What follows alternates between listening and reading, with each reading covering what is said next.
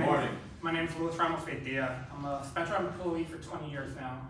I'm currently the senior manager of the Enterprise Business Readiness Testing Team, so right across the street in Arrowwood. And really, while I've been employed for 20 years, I'm still relatively new in giving back and doing community work. And so when I was ready to do that, I really wanted to focus on something I was truly passionate on. And one of the most passionate things for me is my grandmother. So Carmen Ramos, who immigrated from Colombia to the States, very 50 years ago. And really being raised by her, I saw firsthand truly the challenges that immigrants face moving into this country. And so here lies the Latin American Coalition. So I've been working with them for the last year and a half, really being a mentor for high school students that immigrate from other countries. So really being there, providing the support, the resources that I wish I had even growing up. Aside from that, really I've seen the work firsthand by my partner's family migrating from Cuba last year. So they stopped by Latin American Coalition, and they gave them resources, food, shelter, and supplies to really start their lives here. So thank you, Jose. Thank you, Nancy. Thank you, Edwin. And with that, I'll turn it over to Jose. And first of all, thank you for volunteering and being a mentor. And I've been in Charlotte for 46 years, a good period of that time. And actually, at one point, when Rahman left to Spectrum, I took his job in Charlotte Mecklenburg Schools and did that job for 10.5 years before I went back into the nonprofit world. But the program Ganas kind of came similar to what Luis said. I came here with a single mom who escaped a domestic violence situation in Colombia as well. And I came here 47 years ago now. And in 11th grade, I dropped out of Charlotte Mecklenburg Schools. And I never imagined that, I went to nice school, got my high school diploma and all that.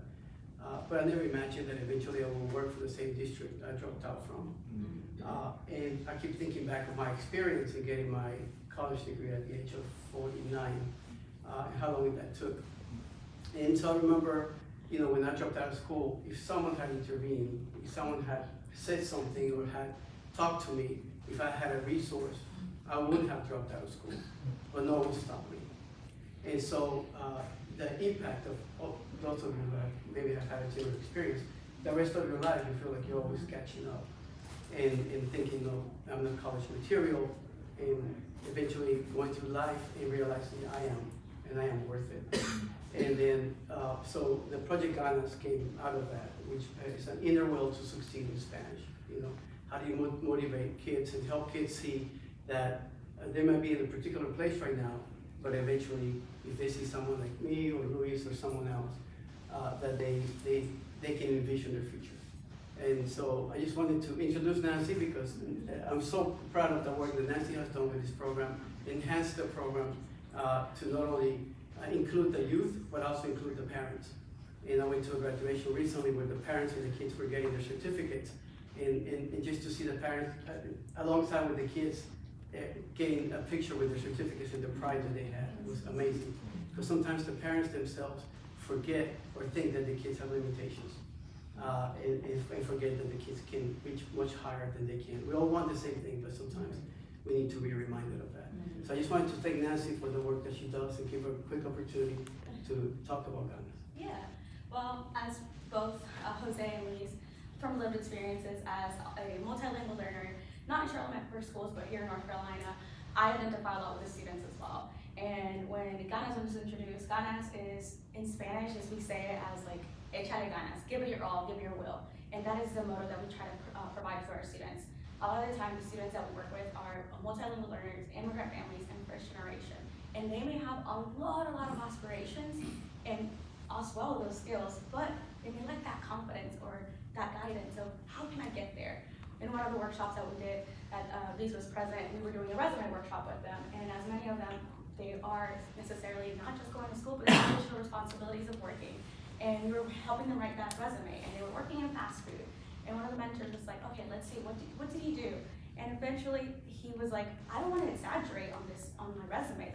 He's like, that's a lot of big words. She was like, no, that's professionalism. And we have to take into consideration what skills you already have and just explore them even further. And I've seen that firsthand with mentors like Luis.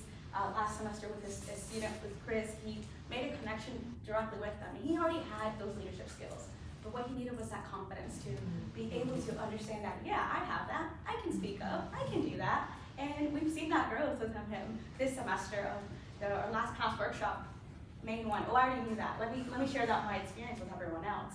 And this semester, Luis has taken up not just Chris and continuing mentoring him, but as well as a group of students who are interested in entrepreneurship and business, but I have these big goals and aspirations. How do I get there?